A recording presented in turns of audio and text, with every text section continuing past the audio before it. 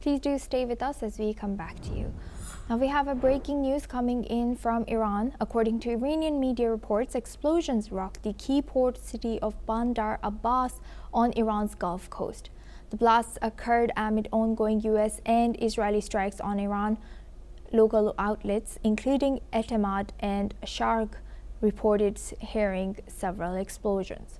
Bandar Abbas, a crucial commercial hub, is among cities targeted by airstrikes. Details on casualties and the damage are not yet available.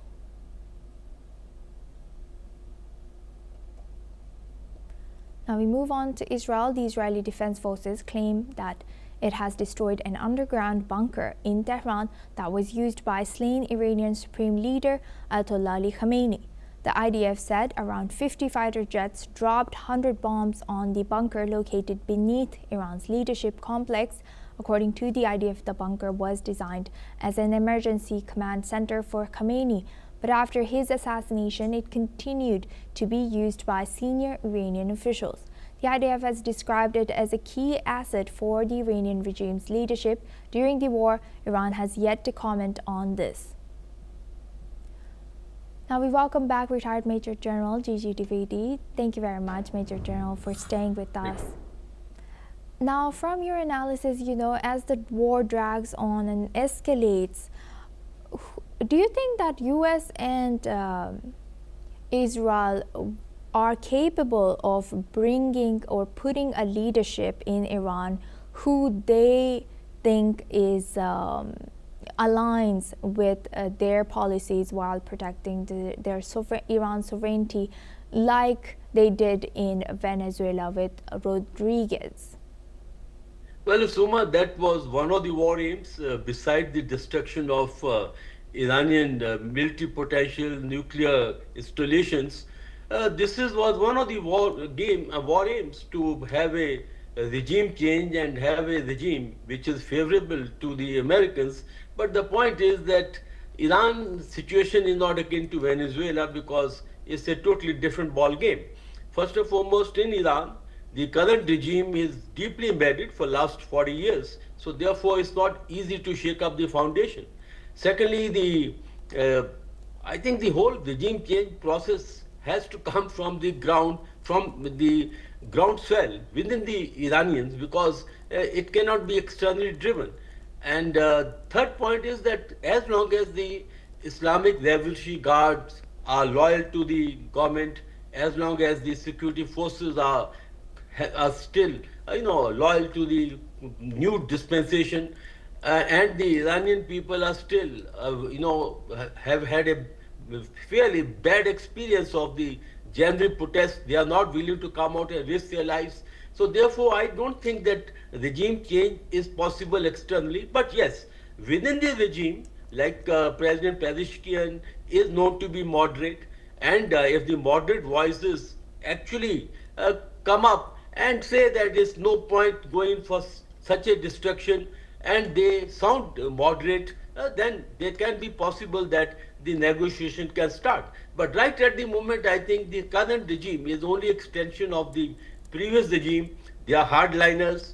They are not willing to compromise until enough pressure is brought on them through the military means, which the efforts are going on by the American, Israelis, and of course the number of allies that joined in.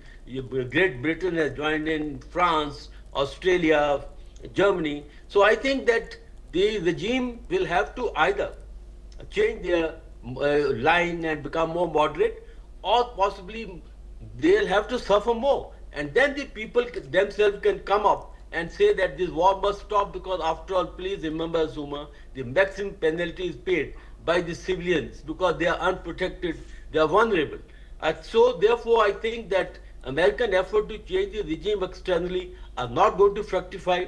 This movement has to come from within, but right at the moment, the current regime is fully embedded, and I don't think there is any chance of regime change in the near future, Asuma.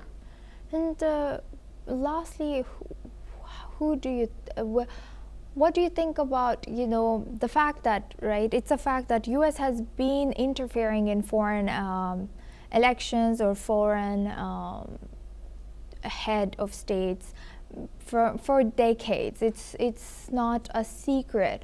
But how ethical is it that now this is so openly done or being said?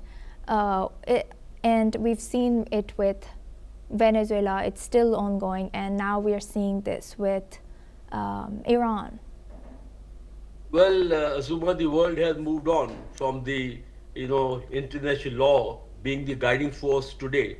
It's the countries which are powerful. Well, they are setting the laws, and therefore ethics issue is on the back burner. And these countries, whether it is Russia or America or even China, they are imposing the will through sheer brute force. And therefore, this is the new world in which force matters. There are no ethics, and the governments or the dispensations are willing to go to any extent to achieve their national goals and objectives. So therefore, that is the pattern of the day. And of course, not only American but the other countries also, like Soviet Union. During the Cold War, they went into Czechoslovakia, they went into Hungary, changed their regimes. So the point is that today's world, I think, talking about idealism, talking about the international law, I think is only a futile exercise, because the countries which have the power will exert power to get to their national aims. And today, 3-4 countries which are very powerful, whether it is America, Russia. Russia went into Ukraine on 24th February 2022, and 4 years the war is on. And same thing, the game is being played by Xi Jinping and the Chinese government. They are almost gobbled up the complete South China Sea, and they are intimidating Taiwan. So in nutshell, Suma, I can say in today, the currency is power. Ethics and value system is on the back burner, Suma. With that, I'd like to thank Major General Gigi Dwivedi for sharing that insight with us. Thank you. Now we move on to Iraq.